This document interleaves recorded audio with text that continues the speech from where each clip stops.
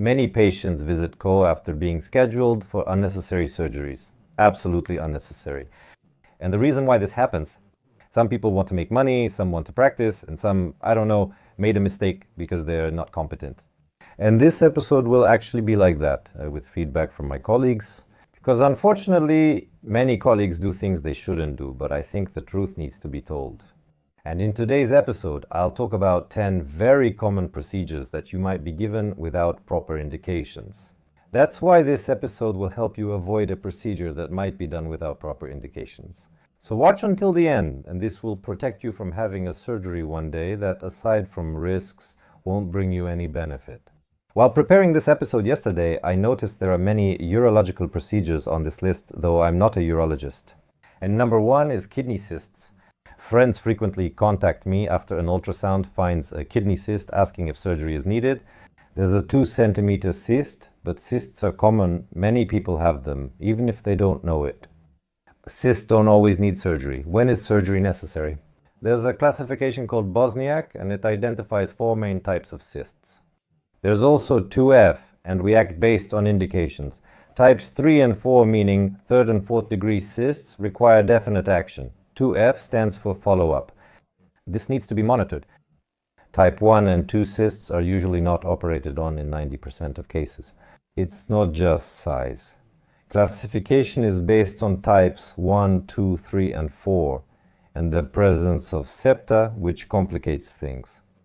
The presence of a tissue component in this septum, which also accumulates contrast agent. So if there's a septum here and there's some additional tissue that accumulates contrast agent, this may be stage 3 or 4 cancer.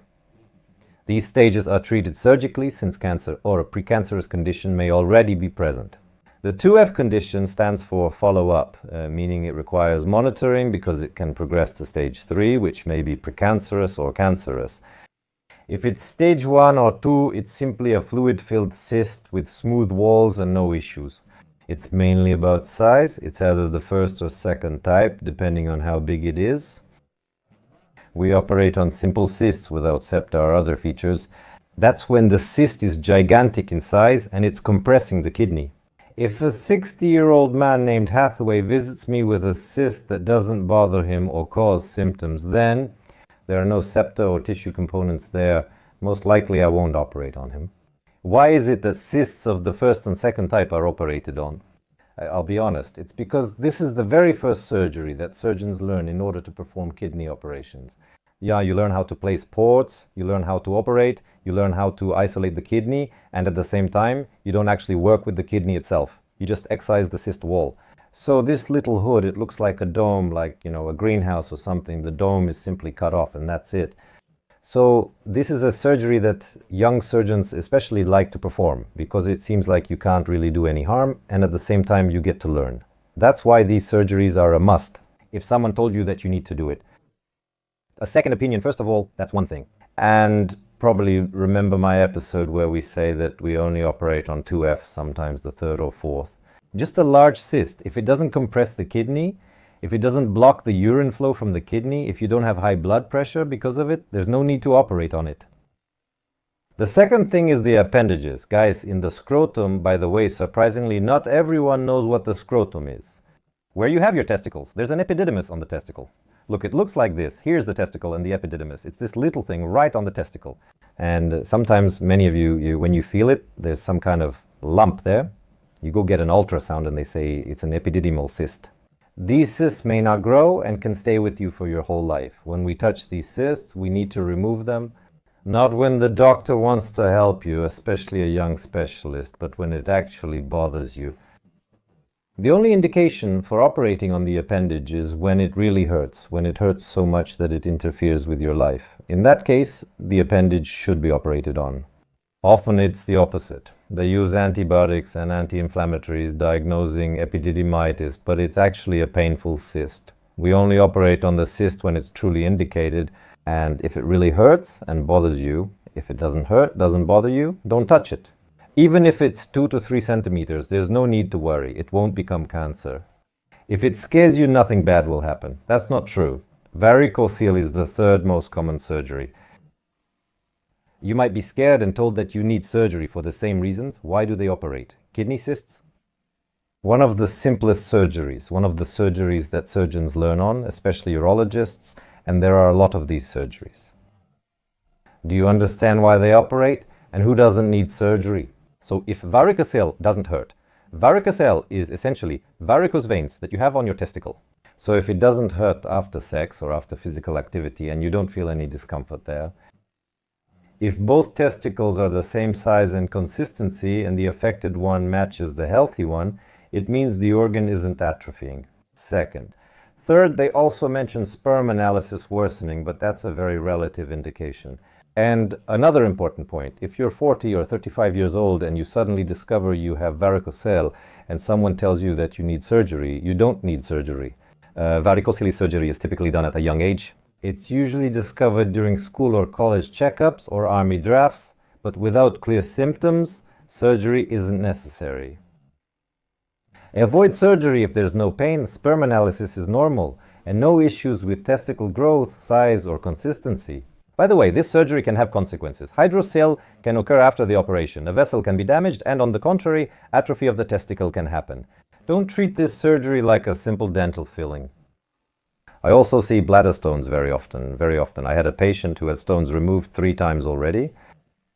Remember, if a stone from the kidneys travels down the ureters, the stone ends up in. It can't stay in Gradioster grande for long. You need to address the root cause.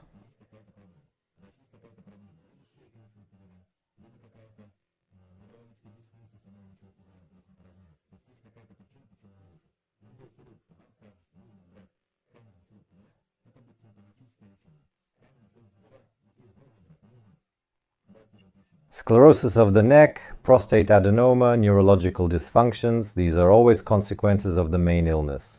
And if the surgeon doesn't mention the main cause, hasn't named it, hasn't said how to treat it, then that's not a very good surgeon. Because you will keep coming back, having those stones removed again and again. Bladder stones should be treated only with clear indications. Hydronephrosis and hydronephrotic transformation are urological conditions. I promise, I didn't only pick from urology. So what is it? Our kidneys have calyces where urine collects. The calyces join together like my 5 fingers and connect to the renal pelvis. The ureters come out of the renal pelvis and go to the bladder.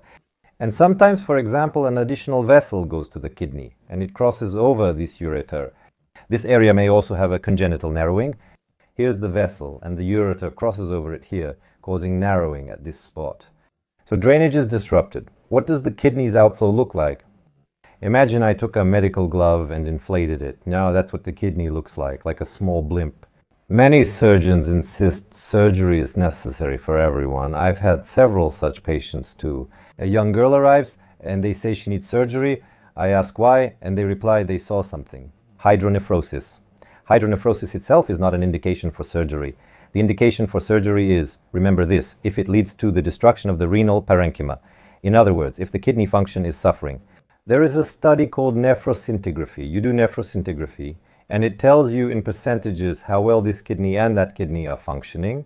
If this is primary detected hydronephrosis, and it's usually congenital, repeat nephroscintigraphy in 6 months, or ideally a year, to reassess changes.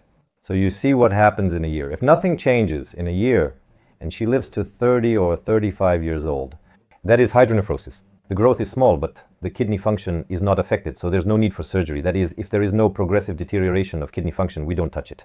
Second, if this does not lead to stone formation, sometimes stones form right in the kidney, and this is not true urolithiasis, but rather due to impaired flow. Stones will be an indication. If this leads to episodes of pyonephritis, pyonephritis is when you have a fever because there is inflammation in the kidney. Inflammation occurs. Urine stagnates and doesn't flow normally. This can cause pyonephritis episodes, stone formation, kidney pain, or kidney failure. We operate gradually, but you can live calmly with hydronephrosis, and not every hydronephrosis needs surgery. When you perform surgery, you are reconstructing, and any reconstructive surgery can improve or sometimes worsen things. Sometimes healing doesn't go well. The surgeon may mishandle something, inflammation can occur, or the kidney might bleed with clots after surgery, causing blockage and outflow disruption. Surgery always requires understanding that agreeing to an operation means things may not go well. So, if you see that you have hydronephrosis, you shouldn't rush straight to go under the knife. Sometimes, when you have lower back pain and get an ultrasound, you're diagnosed with hydronephrosis because the report notes hydronephrosis. In this case, hydronephrosis, that is the swelling of the kidney, is due to a stone stuck in the ureter. This is not the hydronephrosis we're talking about. This is a congenital condition that you live with all your life and it doesn't hurt because it's been with you your whole life. A hernia is most often inguinal, umbilical, or post-operative. Surgery is sometimes done without need. Sometimes a hernia looks just like that, I swear. Like in Total Recall with Schwarzenegger. Remember Quato, the one he opened up who predicted the future? And sometimes someone comes in with a hernia like that. And for years they don't do anything about it. Nothing bothers them. They say they don't want to do anything. And sometimes someone comes in with a hernia the size of half my fingernail and they're being pushed to have surgery. I ask, how long have you had this hernia? He replies, as long as I can remember. Does it bother you? No, it doesn't hurt. Don't do it unless there are indications. Hernias are only operated on when necessary. What are we afraid of? Well, look, here's the hernia, remember this, and here's a loop of the intestine. When the intestine gets trapped in a hernia and the opening squeezes it, that section can die and become necrotic. And you can't just push it back in with your finger. Yes, most often it's easiest if it just happened to just push it back in right away. And it goes back in, and many men with inguinal hernias do this often. So their intestinal loops actually drop down into the scrotum, and they just push them back in. It happens. Or into the navel, causing it to bulge. Did you push it back in? It's usually the intestine that goes there. So if nothing is getting in there, if there's no risk of it getting trapped, and it's just a small hernia opening, then you don't need to do anything. Conversely, if it's a large opening after surgery and you face serious risks like a heart attack or stroke, you shouldn't take any chances. Patients sometimes tell us they're having kidney surgery and ask if we can fix their hernias at the same time. You shouldn't spend extra unnecessary time under anesthesia. That won't help. We only operate with medical indications. You often criticize anesthesia, saying you can't be under it long, but what's the worst that could happen? What risks are there from being under anesthesia too long? It's not clear what's so bad about it. Well, maybe an extra hour or so. You could spend another hour or even several days under anesthesia, which isn't good for you. It's like a joke. Someone asks the anesthesiologist, is it true that anesthesiologists' forms are printed somewhere, they say. I've heard that anesthesia takes years of life from the patient and gives them to the anesthesiologist. The anesthesiologist wrote, I've worked 220 years and never heard such nonsense. So let's continue. Gallstones. You know, actually, not all gallbladders need to be removed. Definitely not all of them. Many people have gallstones, and for some, the gallbladder is already non-functional due to being filled with stones. That's it. This grandmother has lived like this for 20 years. With a non-functional gallbladder, yeah, you most likely don't need surgery, or maybe there's a small stone that doesn't really bother you. If it doesn't bother you, surgery isn't always needed. That's the case with the gallbladder. An operation isn't always necessary. When you remove it, then your life doesn't change at all. That's the thing. It can actually change, and you can get what I call a post-cholecystectomy mess. It's frequent loose stools, problems with bile reflux, bloating, and so on.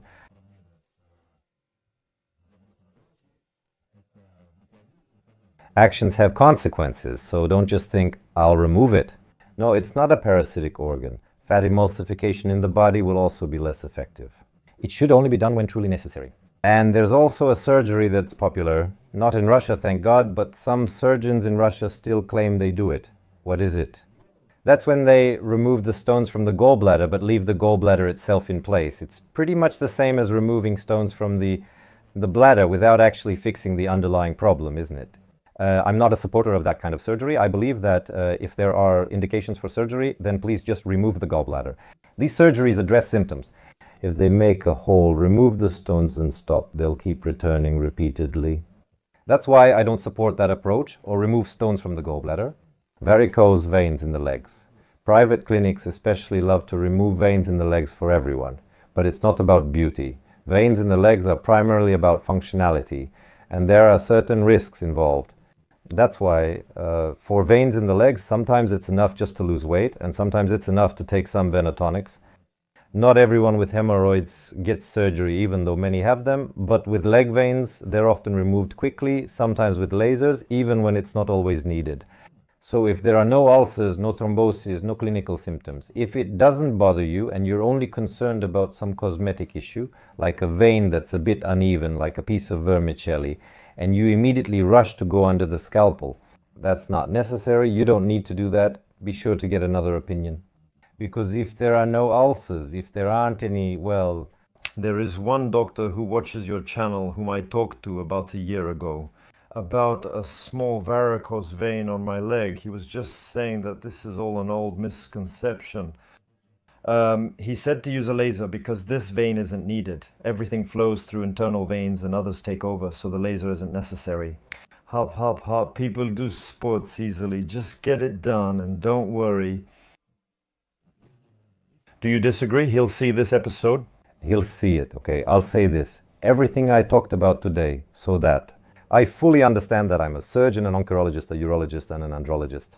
And you could say that, for example, I don't remove veins, but I do remove them on the scrotum, for example. But I got this information from sources on the Ministry of Health website, meaning official clinical guidelines, and all of that is reflected there. So it's not true that you need to remove all veins that you don't like the look of, just because they're varicose. We only remove what makes clinical sense to remove, because surgery is still surgery. I know laser treatment is minimally invasive, but why do it if you have no symptoms or discomfort? And just because something looks a bit off with a vein on your leg, visually, why bother? What for? Does it ever happen that it's not needed? Or maybe it is. You know, there's this joke about a patient who was trying to convince the doctor to transplant someone else's penis onto his nose. Well, not on his nose, but right between his eyes, right here, you know, right there. Well, I won't tell the whole joke, it's long. And he kept raising and raising the price. He finally agrees, saying, fine, I'll transplant it. Then he asks, but why? The answer, because it looks good. That's pretty much what this situation is like. By the way, let's share the best medical jokes in the comments if you have any. I love reading good jokes, they're rare. So go to the comments, write a cool joke, and let's have a laugh together. Some people remove their tonsils unnecessarily, while others keep them even when they're very swollen. What are the indications? According to the official recommendations of the Ministry of Health, it's now more than 5 cases of tonsillitis per year. If you develop purulent abscesses there, or obstructive apnea, that is, when you stop breathing at night because of your snoring, just for 20, 15, 30 seconds, you simply don't breathe. And when there are rheumatic complications, everything else must definitely be checked. Simply, like when your doctor tells you that because of your chronic tonsillitis, you need to have them removed. Exactly. No, definitely not. Once again, this is not my opinion. This is an official source that you can look up, check, and verify. Tonsils are actually part of the immune system, so they're not some kind of rudimentary structure that you don't need. They are necessary. That's why we treat first. And if we have some kind of failure, if therapy doesn't work, only then do we resort to surgery. Only then. I also often see removal of thyroid nodules. I often see cases where it's done when it shouldn't be, or, for example, not done when it should be. Objectively, there is also a classification there. It's called Thyroid Imaging Reporting and Data System T. That's for the thyroid gland, thyroid imaging reporting and data system. And when should it be done? If the nodule is larger than 1 centimeter, if the nodule is larger than 1 centimeter, if there's a dynamic that it's growing and it's interfering, for example, with breathing or swallowing, or if a biopsy is bad, showing cancer or a high risk of degeneration, there's a classification for that too. The surgeon will advise you if the nodule is under 1 centimeter, isn't bothersome, isn't growing, and the doctor recommends removal. Regardless of the fact that the biopsy results are good, if suddenly there's no need, we just monitor it over time and do nothing. Because this is not a game either, it's a serious operation. And probably to wrap up, what we often encounter is the removal of nodules. Women often undergo unnecessary fibroid surgeries and men have unnecessary adenoma surgeries. For example, a prostate adenoma is a nodule in the prostate that makes urination difficult. There are people who walk around and have a nodule, but it doesn't bother them in any way. Urination is not disturbed and it doesn't grow. Yes, he's about 70 years old. There's no need for surgery, so we only operate when there is a clinical indication. A clinical indication is when this nodule obstructs urine flow. If it doesn't obstruct urine flow, you won't feel it in any way. You don't always have to operate, Plus, there are options to treat this conservatively, to take medications that will reduce the size of this nodule, but there are also downsides. Less traumatic alternatives exist, such as options other than retropubic adenomectomy, which removes the nodule from the prostate gland, as well as endoscopic interventions. Oh, by the way, here's another interesting thing that I often come across. Sometimes, especially people from remote areas come and say, for example, a kidney tumor or removal of the bladder or something else, please operate. Of course, it's no problem. Everything is free. Also, open surgery. I say, what do you mean by open? He says, well, the surgeon said only open surgery is possible. I ask, where? He says, where we live. I ask, why is that? It offers better visibility, fewer complications, and clearly shows it's open surgery. Open surgery involves making an abdominal incision. For instance, to remove or operate on a kidney, an incision is made to access it. That's open surgery. Laparoscopic surgery uses ports for operating. Yeah, right now I can hardly even remember how many kidneys I've operated on in the last, say, 10 years. I've only done a few open surgeries on them. That was when there was some kind of giant tumor. And even then, even if the tumor is large, we still clip all the vessels laparoscopically. Most often we manage to remove it that way, and then through a smaller incision, we just take it out. And they insist on doing it openly. Most often they insist because they either don't know how to do it or have little surgical experience with laparoscopic surgery. So, if someone tells you that it absolutely has to be done openly, although usually these surgeries are most often, well, practically on all the organs of the abdominal cavity and pelvic organs, most surgeries are already laparoscopic. If offered that, check if laparoscopy is available at the center, because the rehabilitation and results of laparoscopy and open surgery are like night and day. You wake up with 3 punctures or a large abdominal incision that still needs to heal. So I say this with all due respect to all the guys working out in the provinces. Unfortunately, people often come to us after you've frankly lied to them and made them undergo open kidney surgeries just to keep them as patients. The first thing I teach my residents who come to us for training is to learn to say, I don't know, and to admit that someone else might do something better than you. And send them there. Don't study in a place where, after your work, the patient will need to have things redone. A favorable outcome is less likely. We encounter this when someone comes in after having had some kind of plastic surgery, already the 3rd one. They've already operated 2 or 3 times over there. And then the person comes to us and our hands are already pretty much tied. It's the same with hydronephrosis. Someone comes in after having been operated on twice already. Surgeons generally don't deal with this. They tried, failed, and now you're dealing with scars, adhesions, inflammation, and insufficient tissue. So proper treatment isn't possible anymore. Not because of if he had come to me immediately as usual. For example, I don't do urethral reconstructions. I used to do them, but I stopped. When I did them less often in oncology, I realized I shouldn't be doing them and just started referring instead. I know who does them and refer patients there. But the surgeries that I do very well myself, because I do them a lot, often and regularly, I will gladly help everyone with those. I won't refuse anyone. That's why you should speak honestly. You can't be the best at everything. You should perform some surgeries well and at a high level. Know how to do everything, but focus on being the best at one thing. Trying to do everything and claiming to be like an 8-armed Shiva isn't how it works. I think we've covered the main surgeries, and I believe this episode will be very useful for you. These are common surgeries, meaning I specifically chose the surgeries that happen quite often. But at the same time, for example, I didn't include appendectomy because it's done often, and in fact this surgery basically has no side effects. These aren't gallbladders or planned surgeries, but emergencies. And that's why, sitting here in the office right now, it's not my place to give recommendations to surgeons who are out there at night, thinking or not thinking. For appendectomies, if there's a choice, they'll usually choose to do it. Many people learn during this operation, but if you skip it and it's appendicitis, the outcome can be fatal. That's why I ruled out appendicitis. But I decided to include all the rest in this list. I think the list turned out to be pretty honest. And once again, even though I personally don't operate on the thyroid, for example, at our center, they perform these operations in large numbers. I see all of this daily in practice among colleagues, department heads, and at clinical conferences. That's why theoretically I'm well versed in this. Practically speaking, yes, I don't personally perform all of these operations myself. Everything I shared today isn't just a recommendation from our center, surgeons, specialists, or school. It's also from the Ministry of Health. So my dear friends, take care of yourselves, choose your doctor wisely, and stay healthy.